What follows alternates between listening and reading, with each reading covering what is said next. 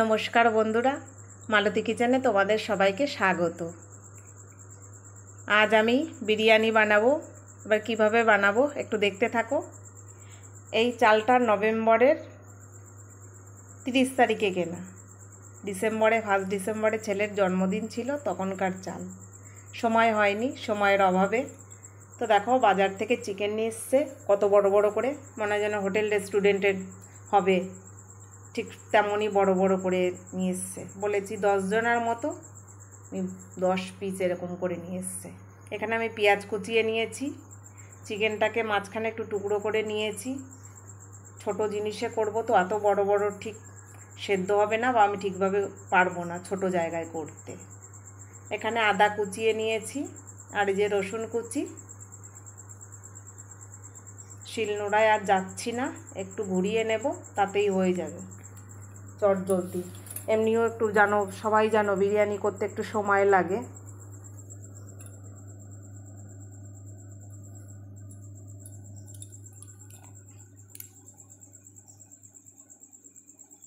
এইবার এইদিকে দেখো, আমার কালো কড়াই বসে গেছে গ্যাসের ওপরে। আর দেখো, কুচিয়ে রেখেছিলাম পেঁয়াজটা, এবার আমি হাতে করে একটু চটকে নিচ্ছি। দেখো, চটকানোর পরে দেখো মনে হচ্ছে জিরি জিরি করে কুচিয়েছি।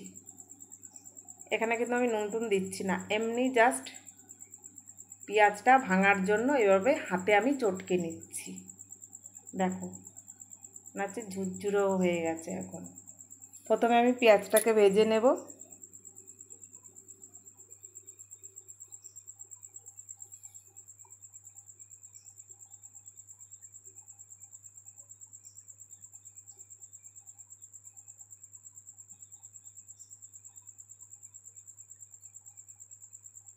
আর একটু দিয়ে দিলাম, দুবার ভাজলে হয়ে যাবে।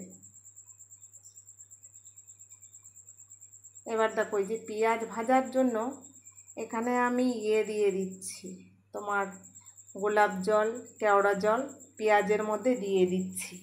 তাহলে গন্ধটা একটু ভালো করে ছড়াবে পেঁয়াজের ভেতর। তাছাড়া আমি যখন যার কাছ থেকে এই জিনিসটা আমি শিখেছিলাম প্রথমে, তো আমি আমার বিবাহবার্ষিকীর দিন তাকে বলেছিলাম বিরিয়ানি করে দাও, আর আমি পাশে বসে দেখব। তো সে উড়িয়া একজন ছিল, উড়িষ্যার একজন ছেলে। ওরা ক্যাটারিংয়ের কাজ করতো, ক্যাটারিং বলবো না, ওরা সব জায়গায় বিয়ের অনুষ্ঠান, সব অনুষ্ঠানে রান্না করতো। তা আমি তার কাছে বসে বিরিয়ানিটা দেখেছিলাম করা।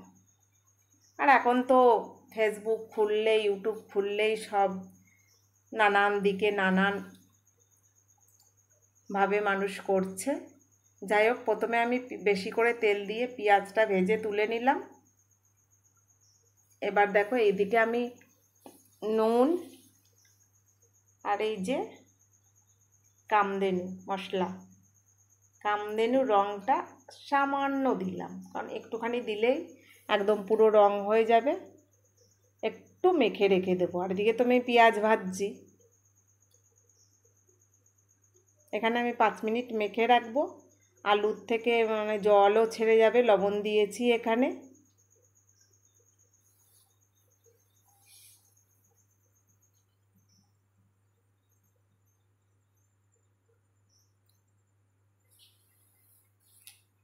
দেখো, এদিকে আমার ভাজাও হচ্ছে। এবার একটু তেলটা ছেঁকে আমি তুলে নেব, একটু ছাকতে দিলাম।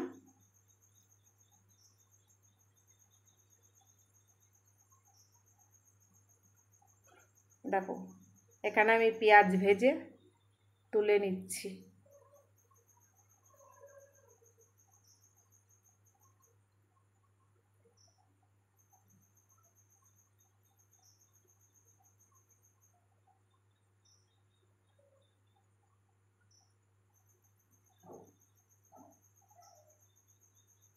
দেখো, আমার পেঁয়াজ ভাজা হয়ে গেছে।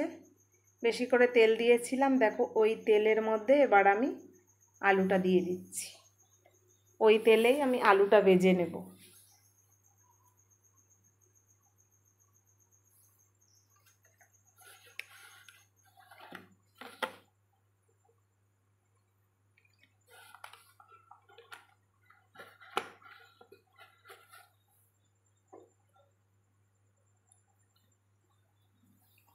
আর এদিকে দেখো আমি জল বসিয়ে দিয়েছি হাঁড়িতে, একটু সাদা তেল দিয়ে দিলাম জলের ভেতরে।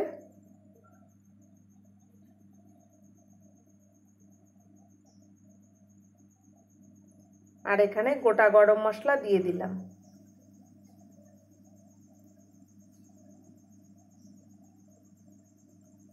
দারচিনি, লবঙ্গ, এলাচ। আর এখানে আমি লবণ দিয়ে দিচ্ছি জলের ভেতরে।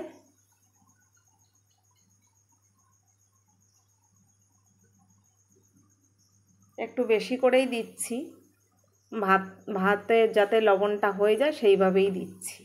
এবার এদিকে দেখো আমি চাল ধুয়ে রেখে দিয়েছিলাম, চালের জলটা কেমন যেন শুকিয়ে আসছে। আর এইদিকে আমার আলু 70% সেদ্ধ হয়ে গেছে।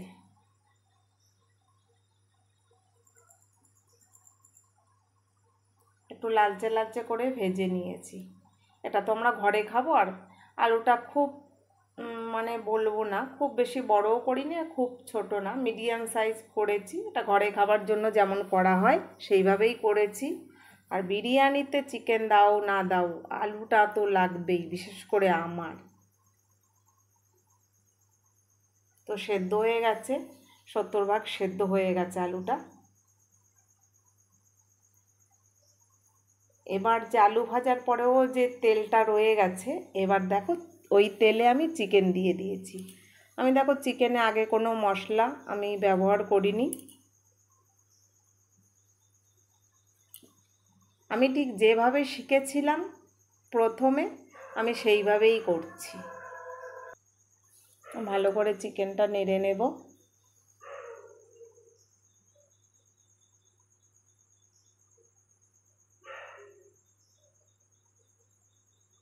এবার দেখো এখানে আদা রসুন বাটা আমি দিয়ে দিচ্ছি। অতটা লাগবে না, একটু তুলে রেখে দিলাম।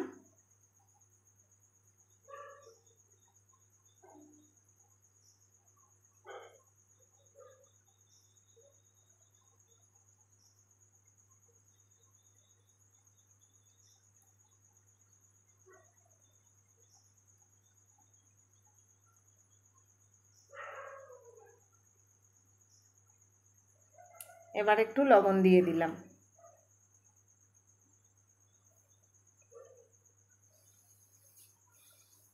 এবার এই দেখো আমার জল ফুটে গেছে। এবার আমি জলের মধ্যে চালটা দিয়ে দিচ্ছি।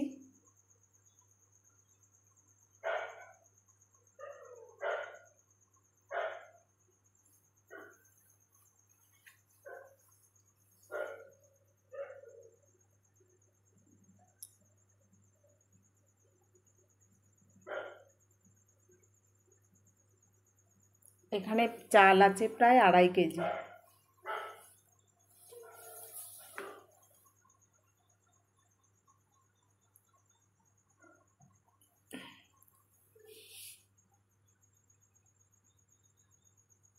এবার দেখো আমি কিন্তু ওখানে লঙ্কা বাটা দিইনি, যার জন্য এখানে গুঁড়ো লঙ্কা ব্যবহার করছি। আর লঙ্কা বাটাটা দিলে কি বলো তো, বেশি ঝাল হয়ে যেত। আর বিশেষ করে যার উদ্দেশ্যে বিরিয়ানিটা করা, সে খেতে পারতো না। কারণ আমার বড় ছেলে বাড়িতে এসছে, আর আমার বেবি সোনা মানে বিরিয়ানি খেতে গেলে বা আনলে ওকে একটু দেওয়া হয়।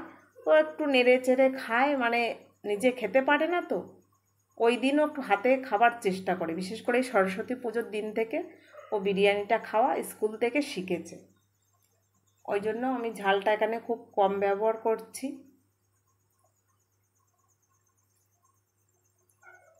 এবার আমি দই দিয়ে দিচ্ছি।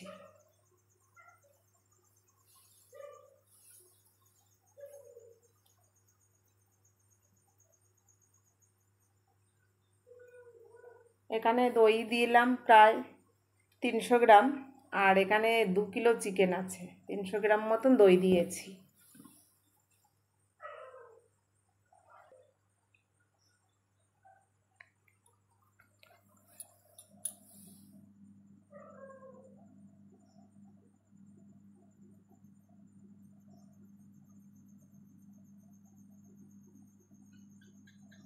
দেখতে কি ভাল লাগছে না বলো, মনে হচ্ছে চিকেন চাপ। কিন্তু আমি না কিছু করছি না, শুধুই বিরিয়ানি করছি।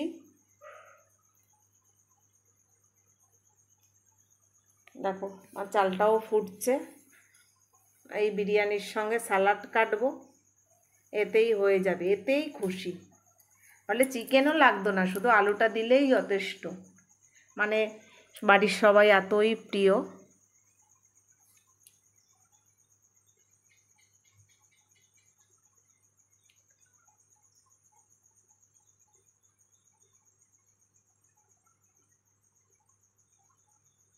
আর এদিকে দেখো আমার এই যে কেমন যেন তেল ছেড়ে যাচ্ছে, চিকেন দিয়ে দই দিয়েছি তো তেল ছাড়ছে।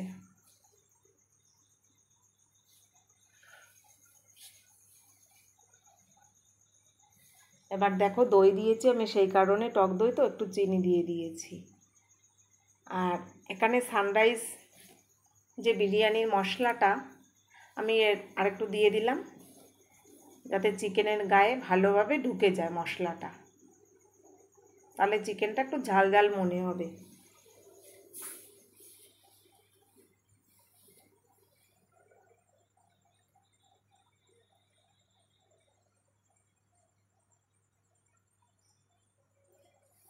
আর এদিকে দেখো আমার ভাতটা হয়ে গেছে।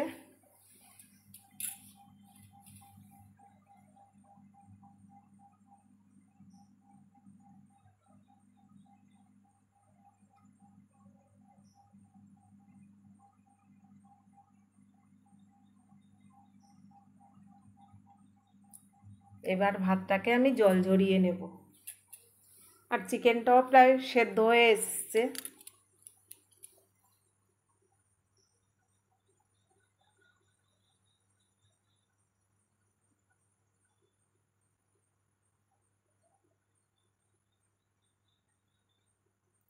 দেখো ভাতে জল ঝরিয়ে নিয়েছি।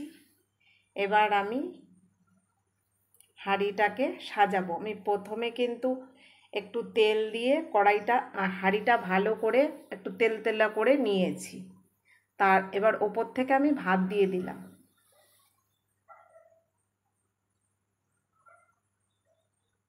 যাতে অনেক সময় হয় না বিরিয়ানি করতে গেলে, বিশেষ করে আমরা তো ঘরে করি, হ্যাঁ ঘরে করতে গেলে অনেক সময় না তলাটা ধরে যায়। আর তেল তেল করে নিলে না হাঁড়িটা তলায় একটু লেগে থাকবে না।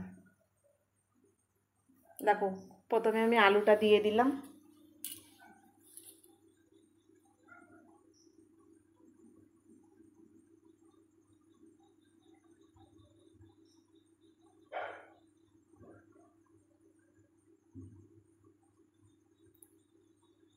এবার দেখো চিকেনটা দিয়ে দিচ্ছি।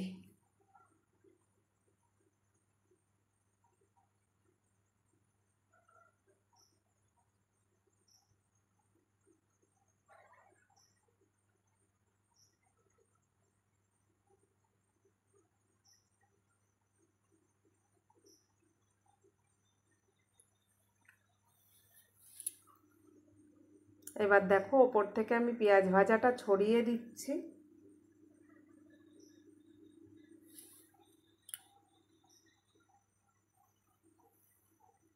এইবারে যে সানরাইজ যে বিরিয়ানি মশলা, তার ওপর থেকে আরেকটু ছড়িয়ে দিচ্ছি। এবার আর একটা লেয়ার দেব ভাতের। দেখো ওপর থেকে আবার ভাত দিয়ে দিচ্ছি।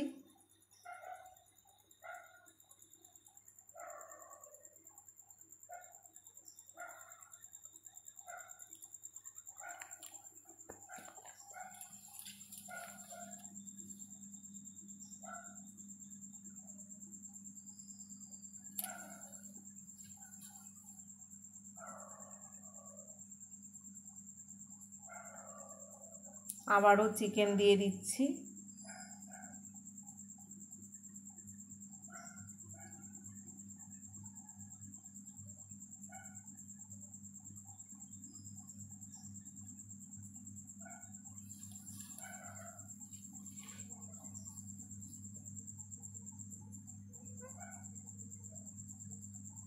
এবার দেখো আবারও ওই যে পেঁয়াজ ভাজা ছড়িয়ে দিচ্ছি।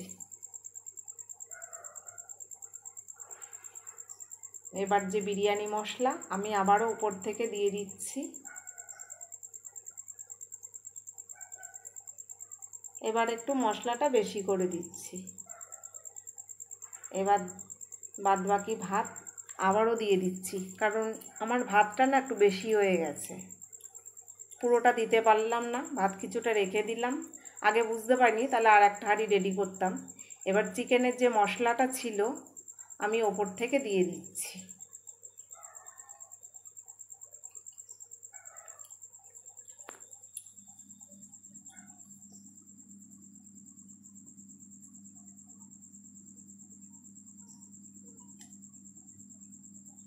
এইবার দেখো আমি একটু ঘি দিয়ে দিচ্ছি ওপর থেকে।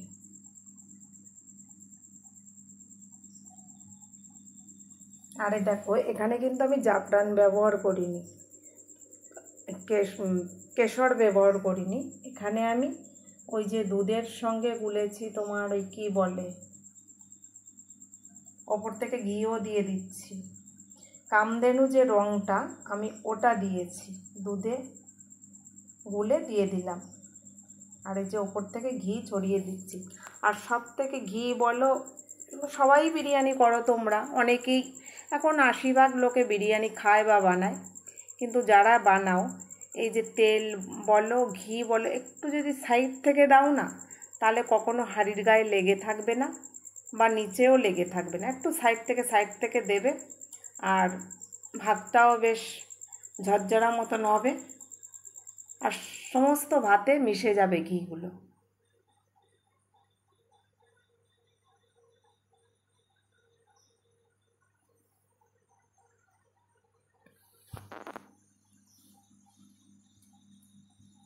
এবার চাপা দিয়ে রেডি করে রাখবো। এবার দেখো ওপরে আমি গরম জল বসিয়েছি। এখানে কিন্তু আমি যেহেতু গ্যাসে করছি, তো কাঠে যদি করতাম হয়তো উনুনের কিছু কয়লা দিয়ে দিতাম। আমি এখানে ওপর থেকে গরম জল বসিয়ে দিয়েছি। এ দেখো, তার আগে একবার আমি নেড়ে দিয়েছিলাম যে জিনিসটা আমার হচ্ছে কি না, ওপরটা ঘিটা গললো কি না, ওই জন্য। দেখো ওপর থেকে যেহেতু গরম জল আমি বসিয়ে দিয়েছিলাম থালের ওপরে, দেখো একদম আমার বিরিয়ানি রেডি। তো বন্ধুরা, ভিডিওটা ভালো লাগলে লাইক কমেন্ট শেয়ার সাবস্ক্রাইব করে দিও, আর ফেসবুক পেজটাকে ফলো করে দিও। আবার নতুন ভিডিও নিয়ে আসবো, পাশে থেকো। ধন্যবাদ।